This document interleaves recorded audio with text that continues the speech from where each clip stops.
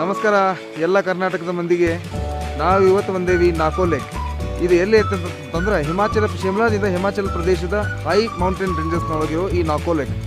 ಇಲ್ಲಿ ನಿಮಗೆ ಕಾಣಿಸ್ತಾ ಇದೆ, ಈಗ ಅಪೋಸಿಟ್ ಆಗಿ ಕಾಣ್ತಾ ಇರೋದು ಏನಿದೆ, ಇದೆಲ್ಲ ನಾಕೋ ಲೇಕ್. ಇದರಲ್ಲಿ ಏನು ಸ್ಪೆಷಾಲಿಟಿ ಅಂತಂದರೆ, ಈಗ ಇಲ್ಲಿ ಪ್ರೆಸೆಂಟ್ ಆಗಿರೋ ಟೆಂಪ್ರೇಚರ್ -27 ಡಿಗ್ರೀಸ್. ಇಲ್ಲಿ ಜನರ ಜೀವನ ಶೈಲಿ, ಇಲ್ಲಿ ಇಂಥ ಟೆಂಪ್ರೇಚರ್ನೊಳಗೂ ಜನ ಹೆಂಗೆ ಬದುಕ್ತಾರೆ ಅನ್ನೋದು ನೋಡೋದೇ ಒಂದು ಬಹಳ